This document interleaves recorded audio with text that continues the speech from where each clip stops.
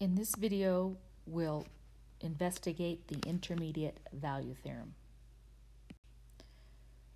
So the intermediate value theorem says, for any polynomial p of x with real coefficients and a not equal to b, if the polynomial evaluated at a and the polynomial evaluated at b are opposite signs, in other words, one is positive and one is negative, then the function has a zero between a and b. So let me try to explain that using a picture.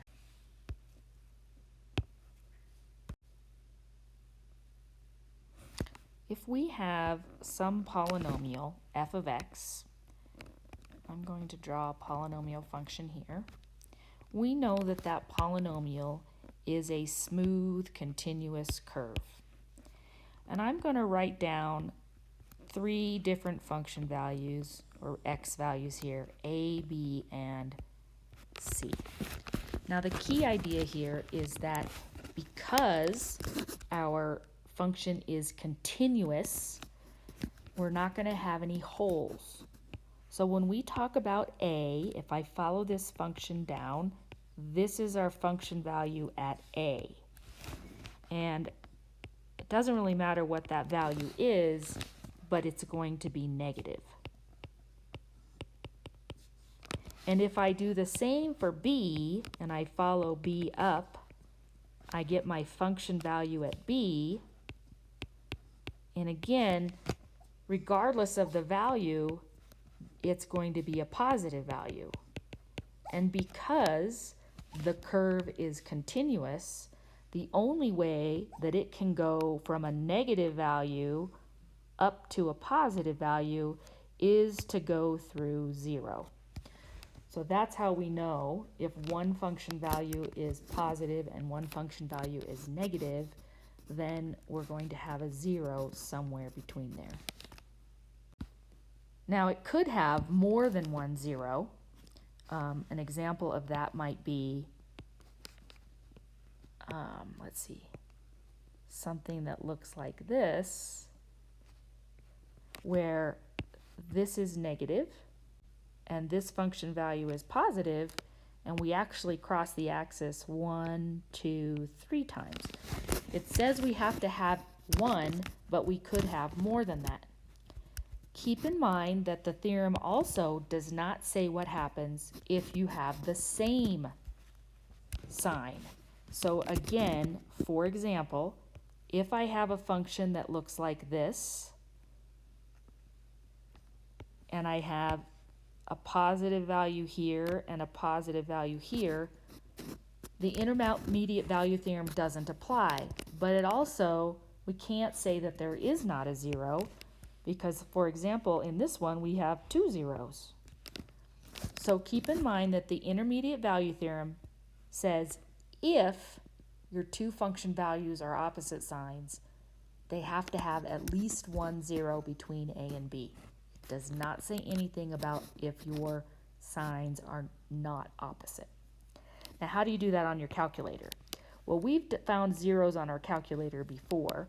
And the way that we do that is we put our function into y1, and then we go to second, calculate 0. And if you recall, what that asks us to do, so again, we would have our function, whatever that is. At the bottom, it's going to say, what's your left bound? And so if we think that there's a 0 about here, then we would choose a left bound somewhere to the left. So I'm just going to call that little red. And then a right bound, and we put it to the right of where we think that is. So our right bound would be our next value. And then guess. And after we guess, we move it closer to what we think it is, and it will find it.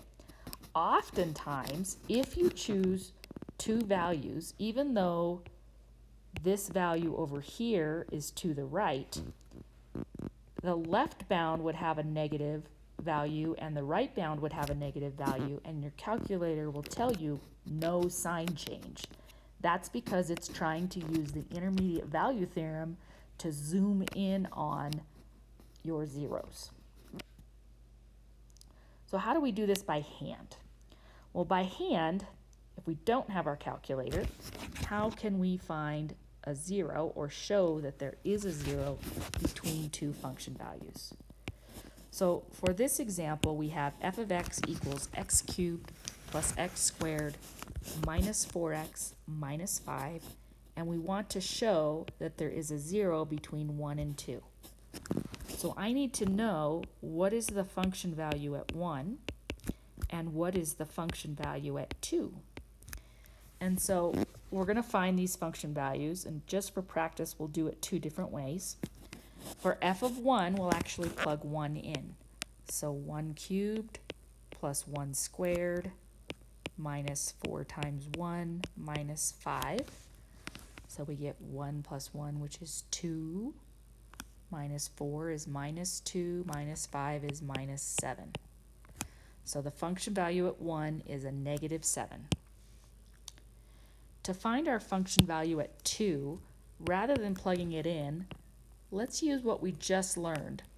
If I wanted to do the synthetic division, 1, 1, negative 4, negative 5, and I wanted to know the function value at 2, I would put a 2 out front and perform that synthetic division.